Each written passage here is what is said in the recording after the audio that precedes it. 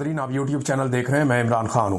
Nadreen, Kashmir के हवाले से, इसराइल के हवाले से बड़ी इंपॉर्टेंट डेवलपमेंट्स हैं। अब चीजें सामने आ रही और खुलकर प्लेयर्स जो हैं वो सामने आ रहे हैं। नंबर एक, कश्मीर के अंदर जो कुछ भी किया गया किसी तरह करके जुम्मे के दिन मुज़ाकरात के अंदर लगाए गए और ये एजेंसियों ने रिपोर्ट दे दी थी 1 तारीख की रात को कि जनाब कश्मीर हाथ से निकल रहा है, जो कुछ आप वहां पे कर रहे हैं या जो वहां पॉलिसी चल रही है ये काम नहीं करेगी। तो फिर फौरी तौर पे सियासी क़यादत को आगे लाया गया। जो गालम गलोच की जा रही थी, जो टाउट्स छोड़े हुए थे कि इनको गद्दार कहो, इनको बुरा भला कहो, यानी वहां पे मैंने कुछ इलाकों में चेक किया, उन्होंने कहा जी हमारे घरों में मर्द अभी बाकी नहीं है, ये सारे लोग चले गए हैं और जा रहे हैं, बढ़ रहे हैं मुजफ्फराबाद की तरफ। तो 3 जो मेन डिवीजन हैं, मुजफ्फराबाद डिवीजन है, मीरपुर है, रावलाकोट डिवीजन है, ये सारे आगे बढ़ते बढ़ते अब कोहाला के अंदर एक बहुत बड़े पैमाने पर अवामी इज्तिमा मौजूद है। अब ये इतने लोग हैं कि सर ही सर नजर आते हैं हर तरफ। अवाम का एक समंदर है जो वहां पे पहुंच गया है और ये सारे रास्ते लोग लड़ते हुए आए हैं। जो लोग पुंछ से आए हैं वो तो बहुत उन्होंने लड़ाई लड़ी है और पुलिस वालों को और एफसी वालों को उन्होंने बहुत मारा।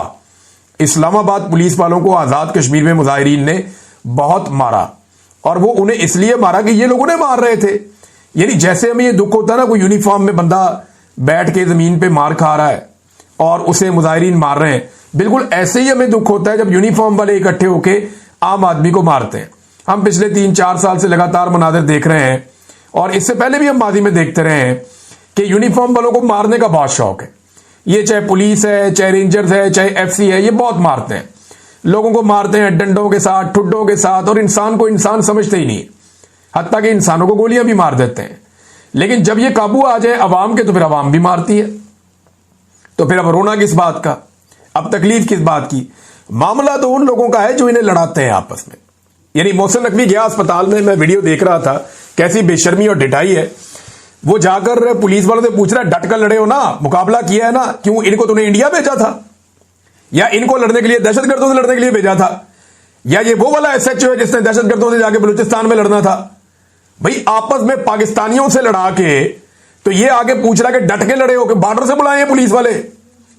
अपने शहरियों के ऊपर अटैक करवाया, अपने शहरियों के ऊपर हमले करवाए और बाद में चौड़ा होके आके अस्पताल में उन्हें फूल देके पूछ रहा जनाब डट कर लड़े हो, मुकाबला किया है, मारा है। यार क्या बेशर्मी है भाई, पाकिस्तानियों को पाकिस्तानियों से लड़ाते हैं ये बेशर्म, और खुद ये AC वाले कमरों में से नहीं मिलते, ये निकलते नहीं वहां से। ये 4 चपेड़े इसको इन लोगों को पड़े तो इनको पता चले कि मार होती क्या है। इनको भी लटा के बांध के जमीन के ऊपर इनको लित्तर मारे जाए या डंडे मारे जाए तो इनको पता चले कि टॉर्चर होता क्या है। ये लोगों को टॉर्चर करवा के बीमार ज़हनियत के लोग वीडियोस बनवा के एंजॉय करते हैं कि जनाब हमें टॉर्चर करके दिखाओ, हम देखना चाहते हैं। अस्पताल में जाके पूछ रहा कैसा तुमने मारा, तुम डट कर लड़े? यार उनको बॉर्डर पे भेजा था आपने, वो कोई इंडिया से लड़ने गए थे, वो कोई उधर तालिबान से लड़ने गए थे, या कोई दहशतगर्दों के साथ उनकी बलूचिस्तान में लड़ाई हो रही थी, या कि इंटरनेशनल बॉर्डर्स पे कहीं पे आपने भेजा हुआ था मिशन पे जो वापस आए हैं? भाई अपने शहरियों को मारने आपने भेजा था। अफसोस की बात यह है कि दोनों तरफ लोग मारे भी गए, दोनों तरफ लोग जख्मी भी हुए। अब कश्मीर पाकिस्तान से मुख्तलिफ है, वो लोग खाली मार नहीं ना खाते, वो आगे से मारते भी हैं। पाकिस्तानी जो है इनमें ज्यादातर लोग खाली मार खा लेते हैं, लेकिन कश्मीरियों का थोड़ा सा तरीकाकार मुख्तलिफ है, वो वापस मारते हैं और जब वो वापस मारते हैं तो फिर तकलीफ भी होती है। अब जो मनाजिर मैंने देखे यानी अच्छे नहीं लग रहे मुझे देखने में कि एफसी वालों को और पुलिस वालों को वहां लटा लटा के बिठा के जो है वो वहां के मकामी लोग आजाद कश्मीर के मार रहे हैं, मुझे देखने में अच्छा नहीं लग रहा। लेकिन इसी तरह ये एफसी वाले और पुलिस वाले वहां पे मकामी लोगों को भी मार रहे हैं, उन पे भी टॉर्चर कर रहे हैं, उनके ऊपर आंसू गैस फेंकते हैं, उनके घरों के अंदर। इन्होंने तो औरतों को सड़कों पर घसीटा है, इन्होंने तो जलील किया है। अब मैंने अजीब चीज देखी कि पाकिस्तान के अंदर लोग अब इसके ऊपर दुख करने के लिए तैयार ही नहीं है, उन्हें तकलीफ ही नहीं हो रही यूनिफॉर्म वाले लोगों को मार पड़ रही है। वो कह रहे हैं ठीक है जी, ये भी ऐसे ही मारते हैं, ये हमारी बच्चों को औरतों को मारते हैं, खवातीन को उठा के ले जाते हैं, ये बहन बेटियों को अगवा कर लेते हैं, बहुओं को अगवा कर लेते हैं, ये बच्चों को टॉर्चर करके माओं को वीडियोस भेजते हैं, ये मासूम बच्चों को उठा के थानों में ले जाते हैं, गिरफ्तार कर लेते हैं, ये औरतों को सड़कों के ऊपर घसीटते हैं, जेलों में डाल देते हैं। अब ये जो कुछ इन्होंने किया उसके बाद अब ये सिक्योरिटी फोर्सेस को सोचना पड़ेगा। आपने कभी गौर किया है कि जो सबसे बड़ी सिक्योरिटी फोर्स है उसको इस काम के लिए इस्तेमाल नहीं किया जाता, गंदा किया जाता है हमेशा पुलिस को। यानी मिलिट्री एस्टेब्लिशमेंट के गंदे कपड़े हमेशा पुलिस धोती है। FC धोती है। उन्हें कहते हैं गंदा काम है ये, तुम करो, बदनामी होगी तुम्हारी, होगी जिल्लत होगी तुम्हारी। क्यों? ये इदारे नहीं है। इन्होंने तो रोजाना अवाम के बीच में रहना होता है, अवाम के बीच में जाना होता है।